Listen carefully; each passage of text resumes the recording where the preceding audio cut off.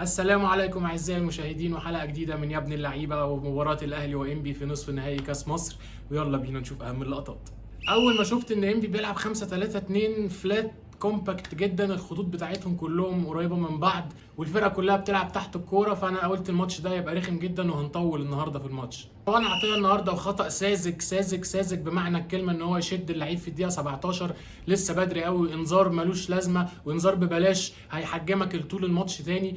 وبعدين انت قدامك اتنين مدافعين ومعاهم مهاجم واحد بس في الكوره، ليه تشد اللعيب؟ وبعدين الاتنين المدافعين كمان منهم منعم، يعني منعم لو واحد وواحد على الكوره اثق فيه ان هو ممكن يعرف ياخدها، فليه اشد اللعيب واخد انذار ببلاش؟ هيحجمني طول الماتش ومش هعرف اعمل التحامات قويه، وانت في مركز 6 التحاماتك اكتر واحد عندك التحامات في الماتش. نيجي بقى لعلول واهميه علي معلول في النادي الاهلي، ان هو ازاي بيعرف يضرب خطوط المنافس بالكرات الطوليه ان كانت على الارض او ان كانت عاليه. عملها 3 مرات في 22 دقيقه. الصراحه ما حسيتش النهارده في ربط كويس ما بين اللعيبه، كان في ميس باسات كتير، اللعيبه بتتحرك عكس تحرك التاني، فالنهارده الصراحه ما كانش في ربط حلو في النادي الاهلي بالذات في الشوط الاول. بس يجي الحل الحمد لله من عند ربنا، وثانيا يجي من عند كولر في ضربه الجزاء. تحرك جميل جدا من اليو ديانج النهارده، عرف ازاي يعمل الاوفرلاب اللي كولر قال له عليها، اللي هو يعرف بتاع ده يضرب الخط الخلفي ويستلم الكوره، وبمهاره حلوه جدا من ديانج ان هو قدر يستفيد بضربه الجزاء.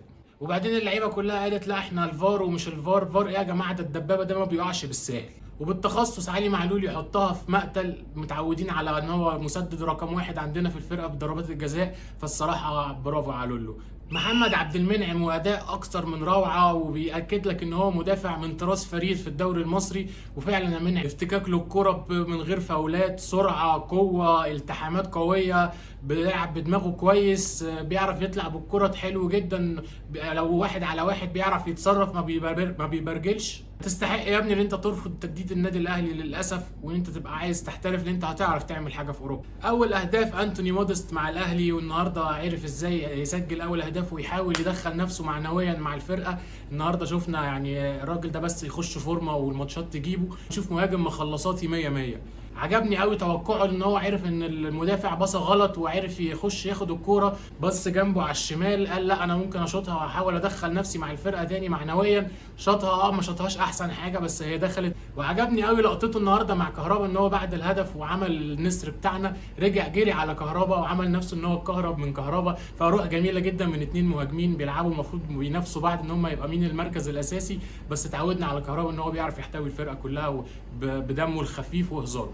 انبي بقى اول ما دخل فيه الجون الثاني ابتدى يلعب كوره وابتدى يهاجم النادي الاهلي، واحتاج بس 5 دقائق ان هو يعرف يشكل هجمتين خطيرتين، ودي الصراحه حاجه تقلق على دفاعات الاهلي. وشفنا شنو ازاي عرف يحرمهم ان هم يقلصوا النتيجه ل 2-1 يعني بتصديات. ولا والله لو كنتوا لعبتوا كده من الاول كان الماتش هيبقى احلى بكتير، وكنتوا على الاقل هتعرفوا تشكلوا خطوره عن النادي الاهلي، والماتش هيبقى فيها سجال ما بين هنا وهنا. ليه ركنتوا قوي في الدفاع بدري وجاب دخل فيكم جون قلتوا لا لسه برضه هنركن في الدفاع بدري قوي على الكلام ده ماتش كاس يا جماعه، ده مش دوري عايز تطلع بالنتيجه تعادل ولا حاجه.